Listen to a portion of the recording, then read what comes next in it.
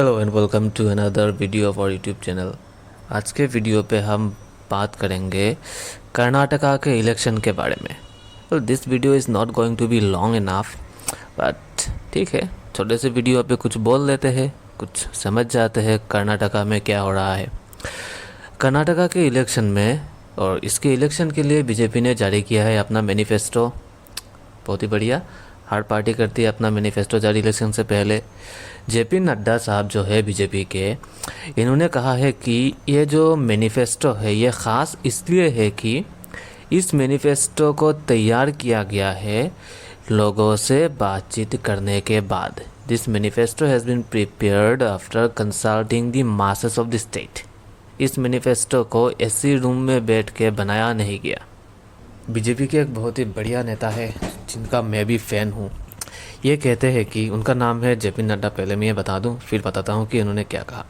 इनका ये कहना है कि मीडिया को एड्रेस करते हुए इन्होंने ये कहा है कि कर्नाटका में जो अभी बोमाई गवर्नमेंट है बीजेपी का, इस गवर्नमेंट ने ये किया है कि मुसलमान कम्युनिटी को दिया जाने वाला जो अनकॉन्स्टिट्यूशनल रिजर्वेशन है इसको एबोलिश कर दिया है।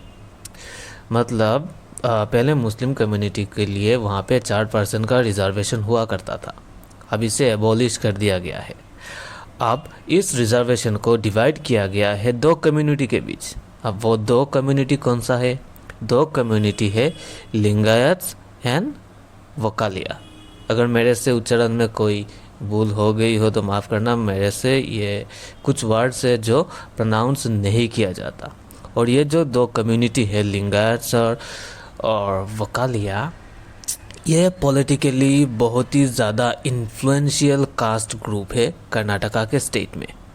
अब पार्टी ने ये भी बोला है कि अगर ये जीत जाते हैं तो एनआरसी भी लाएंगे। अब वही एनआरसी जो असम में लाया गया था, और इस एनआरसी के ज़रिए इनका ये कहना है कि जो इलीगल माइग्रेंट्स है, कौन है इलीगल माइग्रेंट्स मैं नहीं कहने वाला, बाकी अब समझदार है, जो इलीगल माइग्रेंट्स है इनको आइडेंटिफाई किया जाएगा और डिपोर्ट किया जाएगा, भगाया जाएगा।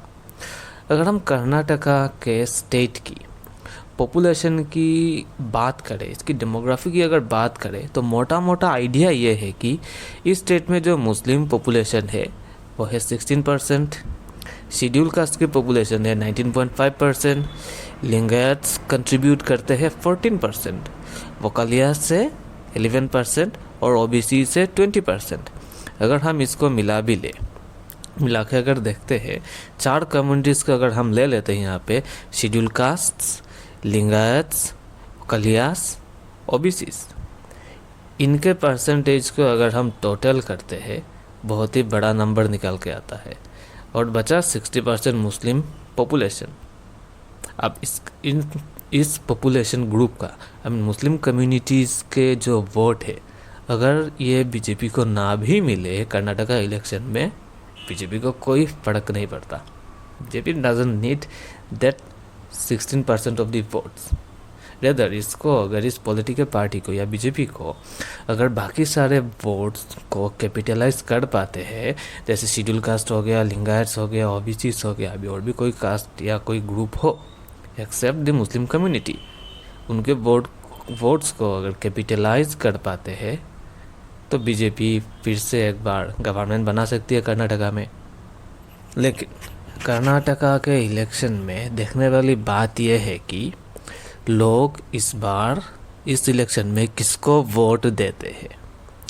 इन पर्टिकुलर रिजर्वेशन के मुद्दों पे या पॉपुलिस्ट पॉलिसीज़ के मुद्दों पे।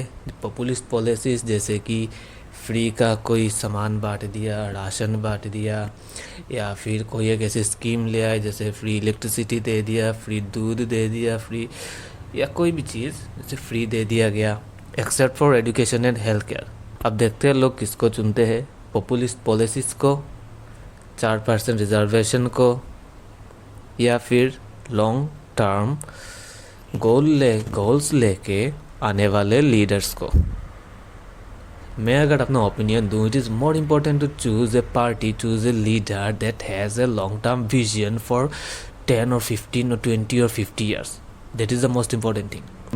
शॉर्ट टर्म में देखिए, अगर कोई लीडर ऐसा वोट मांगने भी आया हो कि हम बिजली मुफ्त में दे देंगे या फिर फ्री का सामान दे देंगे, राशन दे देंगे, दूध दे देंगे, प्रॉब्लम ये है कि शॉर्ट टर्म में तो वोट मिल जाता है, लेकिन लॉन्ग टर्म जो डेवलपमेंटल कॉन्टेक्स्ट है स्टेट की या कंट्री की, वो कभी भी फुलफिल नहीं हो पाती। That is the main problem about our political system. हमारे देश के लोगों में, सुनने में शायद बुरा लगे कुछ लोगों को, अगर कोई सुने हो या देखे इस वीडियो को, एजुकेशन के मामले में we have done a tremendous improvement, लेकिन दिमाग नहीं आया लोगों में। एजुकेशन का मतलब है दिमाग का खोलना, सोचना, समझना। लेकिन हमारे यहाँ पे इलेक्शन के टाइम पे हमेशा ही ये देखा गया है कि people always vote on the caste lines, on the community lines, on the lines of free stuff that we get in terms of election, या इलेक्शन के समय कोई पॉलिटिकल पार्टी ने बोल दिया कि हम ये फ्री देंगे, वो देंगे, ये देंगे। अब कर्नाटका के इलेक्शन में देखने वाली बात यह है कि लोग अपना इम्पोर्टेंट वोट किसको देते हैं, कोई लॉन्ग टर्म विजन लेके आए उसको, या कोई शॉर्ट टर्म गोल लोगों को दे उस पे। India cannot cease to be one nation because people belonging to different religions live in it. The introduction of foreigners does not necessarily destroy the nation, they merge in it. A country is one nation only when such a condition obtains in it. That country must have a faculty for assimilation. India has ever been such a country. In reality, there are as many religions as there are individuals, but those are conscious of the spirit of nationality, do not interfere with one another's religion. If they do, they are not fit to be considered a nation. If the Hindus believe that India should be peopled only by Hindus, they are living in dreamland. The Hindus, the Mohammedans, the Parsis and the Christians who have made India their country are fellow countrymen, and they will have to live in unity, if only for their own interest. In no part of the world are one nationality and one religion synonymous terms, nor has it ever been so in India. वैसे मैं हिंद स्वराज पढ़ रहा था जिनने लिखा है महात्मा गांधी जी ने। Thank you very much for watching our video. अच्छा लगे तो लाइक, शेयर और सब्सक्राइब करना। Thank you.